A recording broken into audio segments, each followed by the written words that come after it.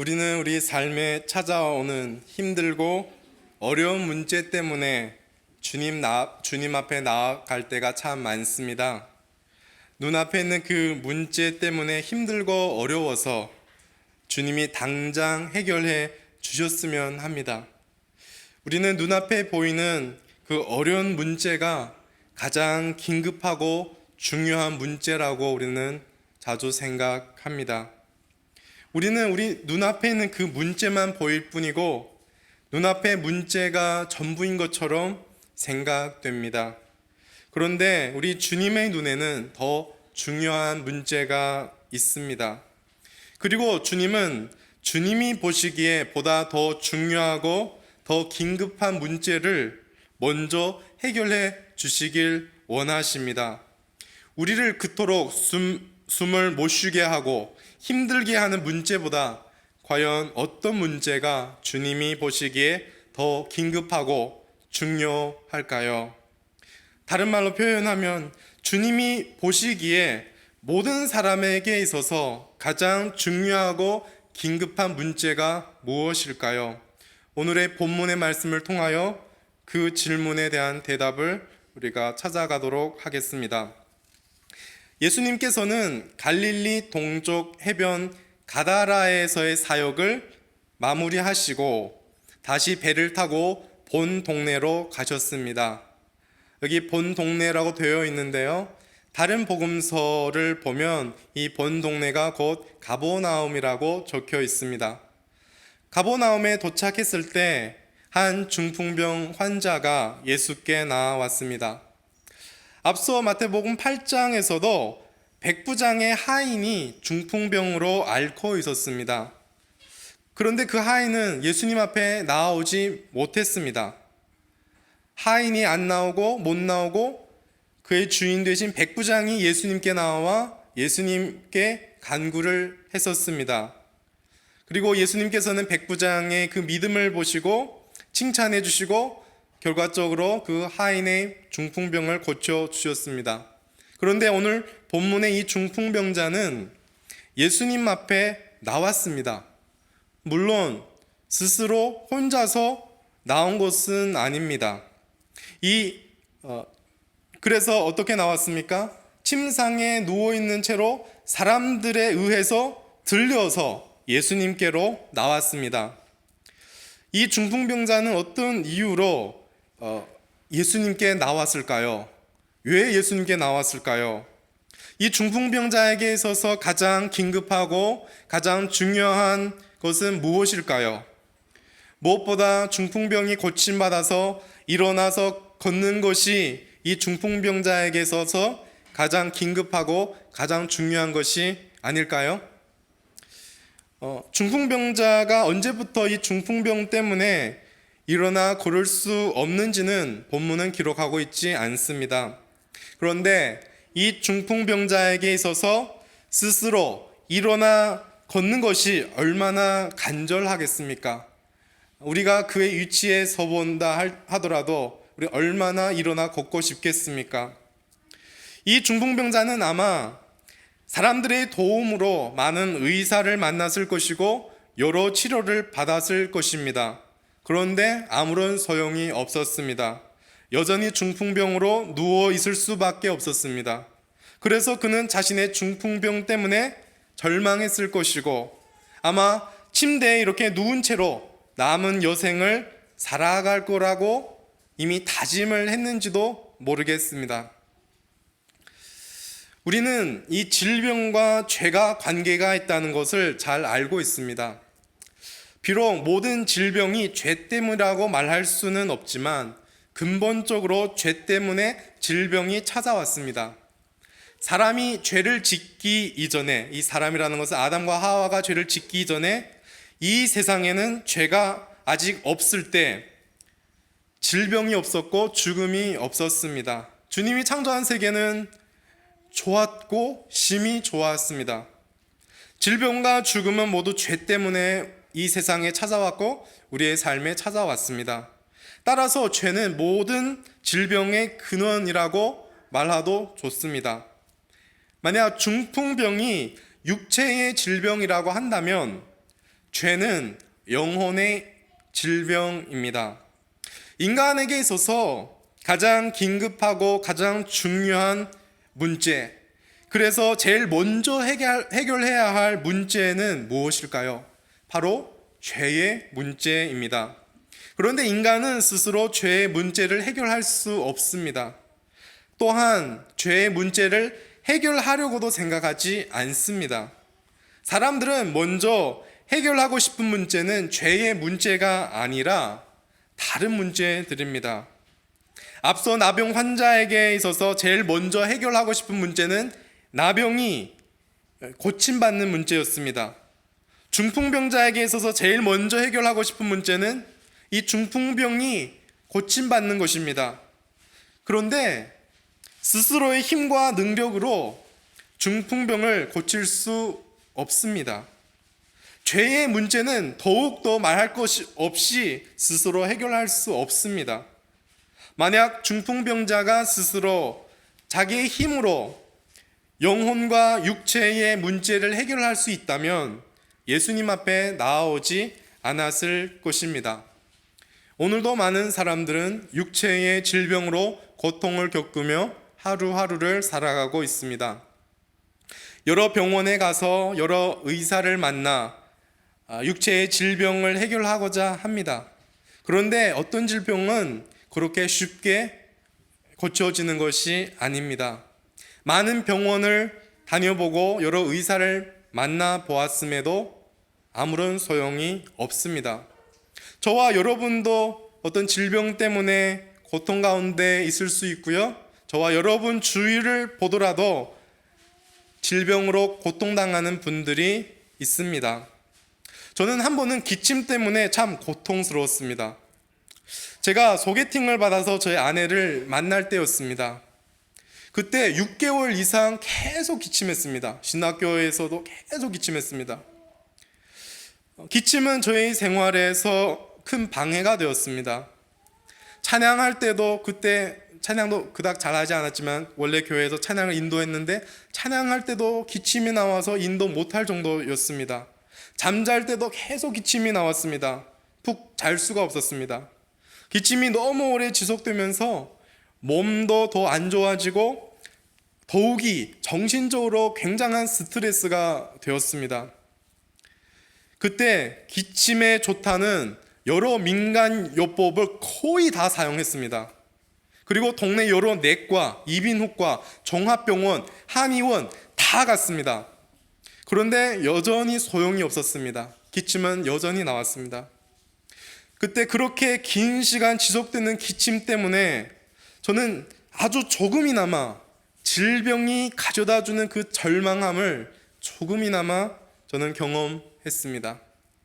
인간은 육체의 질병 앞에서 너무 연약하고 나약합니다. 오늘 오전 말씀 38년 아파하는 그 주인공과도 마찬가지지 않습니까? 육체의 질병 때문에 인간은 종종 절망을 경험합니다. 이것이 인간의 현실입니다.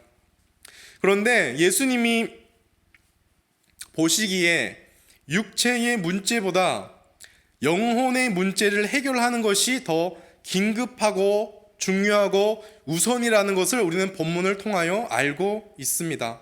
오늘 본문 2절 말씀을 보시면 예수께서 그들의 믿음을 보시고 중풍병자에게 제일 먼저 하신 말씀이 무엇입니까? 작은 자야 안심하라 내 죄사함을 받았느니라.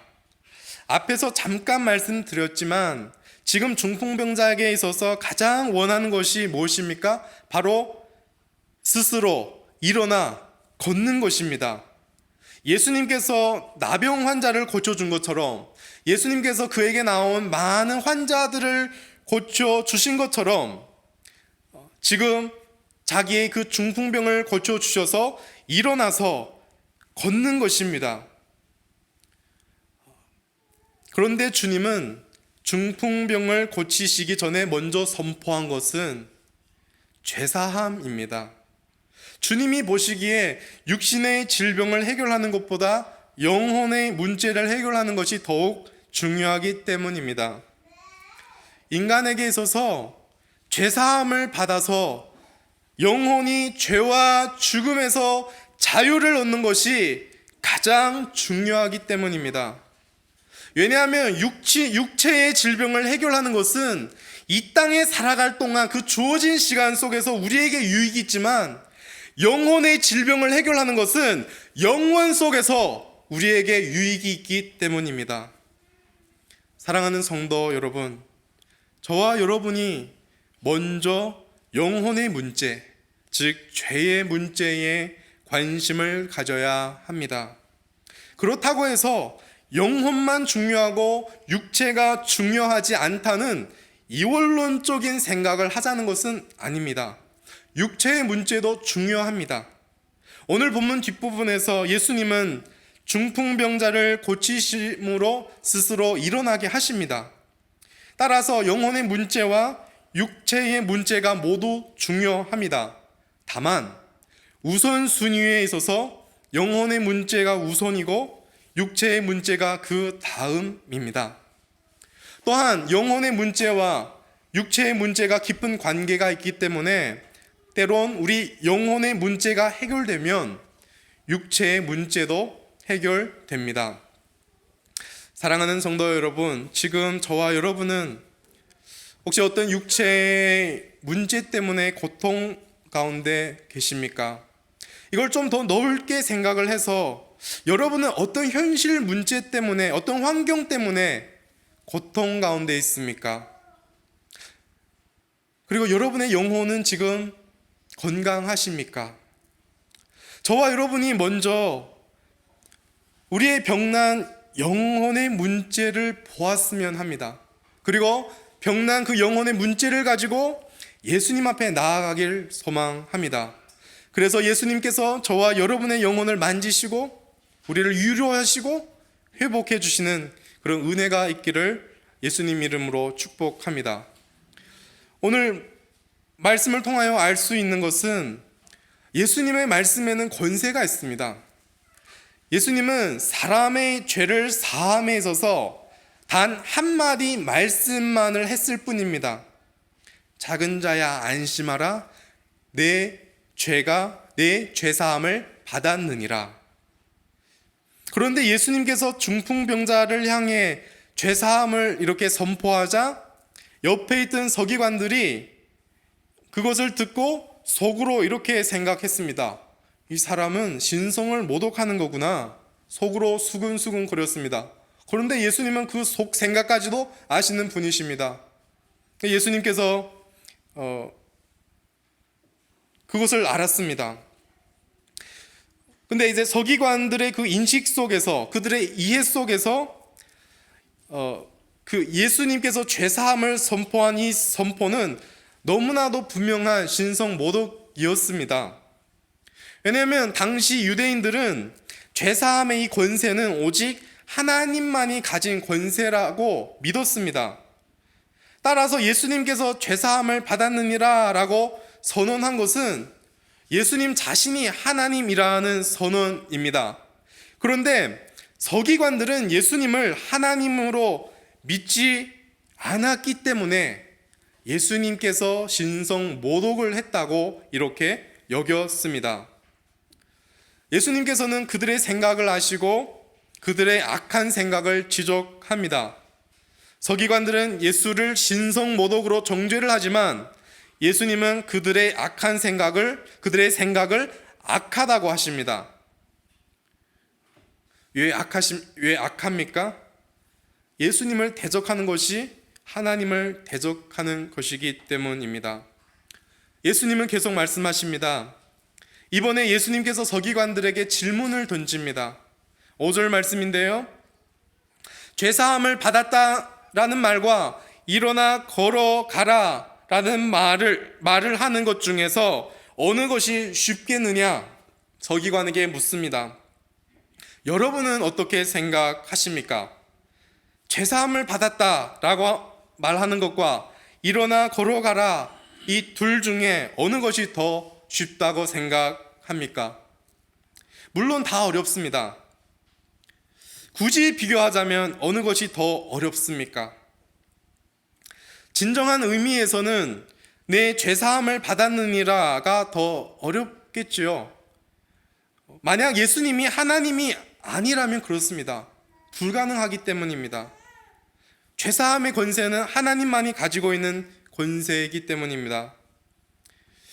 그런데 예수님을 하나님으로 믿지 않는 그 사람들의 입장에 서서 이것을 생각해 보면 반대입니다.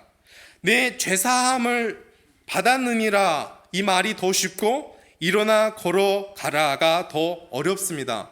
왜냐하면 죄사함을 받았다라고 선포할 때는 눈으로 그 결과를 확인할 수가 없습니다. 그러나 일어나 걸어가라라고 선포할 때는 그 결과에 대해서 눈으로 바로 확인이 가능하기 때문입니다. 이렇게 생각해 보십시오. 여기 중풍병자가 앉아 있는데 일어나 걸어가라 라고 선포했는데 못 일어나면 그 결과가 바로 눈에 보이지 않습니까? 그런데 내 죄사함을 받았느니라 라고 선포를 했을 때 죄가 사했는지 안 했는지는 어떻게 눈으로 확인이 되겠습니까? 따라서 예수님을 하나님으로 믿지 않은 서기관들의 그들의 입장에서는 눈으로 확인이 가능한 일어나 걸어가라가 더 어렵고 죄사함의 선포가 더 쉽습니다. 이 또한 예수님의 의도한 것입니다. 서기관들이 그렇게 생각할 줄 알았습니다. 그렇게 답할 줄 알았습니다. 그런데 여러분, 예수님은 사실은 죄도 사하실 수 있고 일어나 걷게도 하실 수 있습니다. 그런데 왜 죄사함을 먼저 선포하는 이유를 다음과 같이 설명합니다. 6절에 그러나 인자가 세상에서 죄를 사하는 권능이 있는 줄 너희로 알게 하려 하노라 하시고, 예수님께서 중풍병자에게 죄사함의 선언을 하신 이유는 인자가 죄사하는 권능을 가진 자임을 세상이 알게 하기 위함이었습니다. 즉 자신이 하나님이라는 것을 사람들이 알기를 원했습니다. 예수님께서 서기관들이 생각하기에 더 어려운 치유의 기적을 행하심으로 자신에게 죄사함의 권세가 있음을 증명하려고 했습니다. 예수님께서 중풍병자에게 이렇게 말씀하십니다. 일어나 내 침상을 가지고 집으로 가라. 그 결과 중풍병자가 일어나서 집으로 돌아갑니다. 처음에 사람들에 의해서 이렇게 들려온 중풍병자가 이제는 혼자 스스로 일어나서 걸어서 집에 갑니다. 이 중풍병자의 인생에 하나님의 은혜가 임했습니다.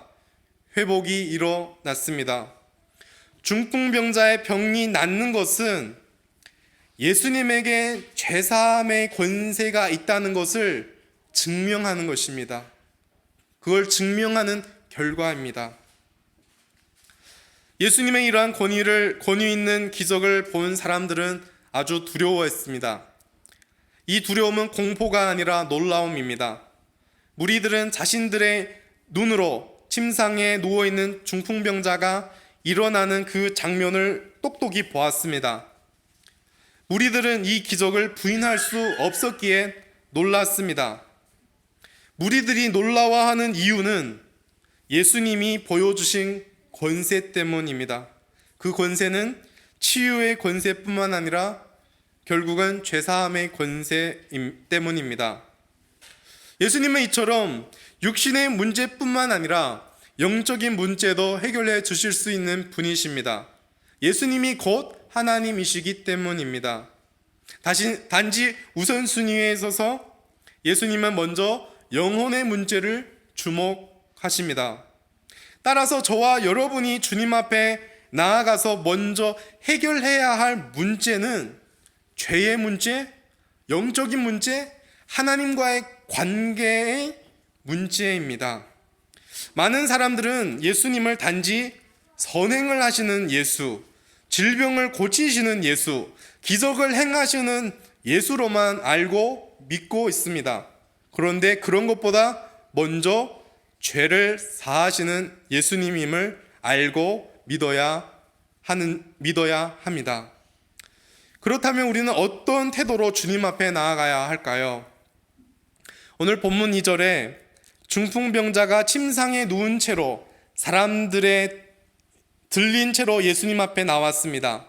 그리고 예수님은 그들의 믿음을 보시고 죄사함을 선언했습니다.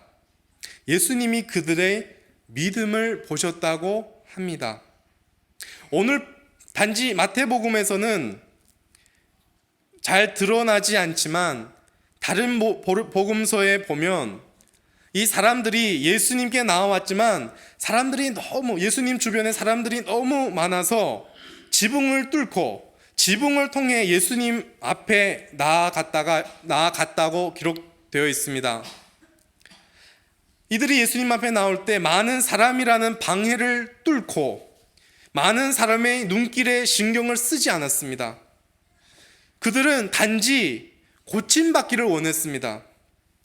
단지 예수님 앞에 나아가기를 원했습니다. 너무나 단순한 믿음이었습니다. 이 사람들은 예수님이 중풍병자를 고쳐줄 수 있음을 믿고 있을지 몰라도 예수님이 죄를 사하시는 권세가 있는 분이라는 것은 몰랐을 것입니다. 이것은 온전한 믿음이 아닙니다. 그런데 이토록 온전하지 않는 믿음, 아주 단순한 믿음일지라도 예수님은 그런 믿음을 보십니다. 예수님은 우리의 상황을 너무 잘 아십니다. 예수님은 어려운 상황에서 우리가 가질 수밖에 없는 그 작은 믿음, 불완전한 믿음을 예수님은 보고 계십니다. 오늘도 저와 여러분이 주님 앞에 나올 때 여전히 그 믿음이 필요합니다. 그 믿음이 단지 문제 해결을 원하는 그런 믿음이어도 괜찮습니다. 질병이 고침받고자 하는 그 믿음이어도 괜찮습니다. 이런 불완전한 믿음이어도 괜찮습니다. 예수님께 나아가는 것이 가장 중요합니다. 저와 여러분이 있는 모습 그대로, 우리가 처해 있는 문제 그대로 가지고 예수님께 나아가는 것이 가장 중요합니다. 여러분이 어떤 상황에 있든지 그렇게 그 모습 그대로 예수님 앞에 나아가기를 소망합니다. 오늘 본문에서 중풍병자는 기대하지도 않았던 은혜를 입었습니다. 이 사람은 단지 자기의 병을 고치려고 예수님께 찾아왔지만 병도 고침을 받았고 더 중요한 것은 죄사함을 얻었습니다. 저와 여러분이 해야 하는 것은 한 가지입니다. 예수님 앞에 나아가는 것입니다. 그분에게 나아가기만 하면 뜻밖의 은혜, 기대보다 더 큰 은혜, 바라는 것에 넘치는 은혜가 우리에게 임할 줄 믿습니다. 결론적으로 이제 마태복음을 주소책으로 쓴 책 중에 긍휼의 목자라는 책이 있습니다. 백석대학의 신의학 교수님 되신 최용삼 교수님이 쓴 책입니다. 그분이 이제 이 본문을 주해하면서 이제 적은 글 중에 한 작은 단락을 여러분에 읽어드리고 설교를 마치고자 합니다. 예수님께 나아오는 대가는 상상 초월한다. 예수께 나아오라. 기대에 넘치는 은혜를 얻는다. 언제 어디서든 예수께 나아오라. 그 어떤 좌절과 낙심의 순간에도, 그 어떤 절망의 끝에서라도 예수께 나아오기만 하라. 과연 풍랑이 잔잔해지며 혼미함과 두려움이 물러간다. 예수께 오기만 하라. 그대는 죽음을 굴복시키는 그분과 함께 드디어 생명의 바다 위를 걷게 된다. 언제나 어디서나 예수께로 나아오라. 아멘.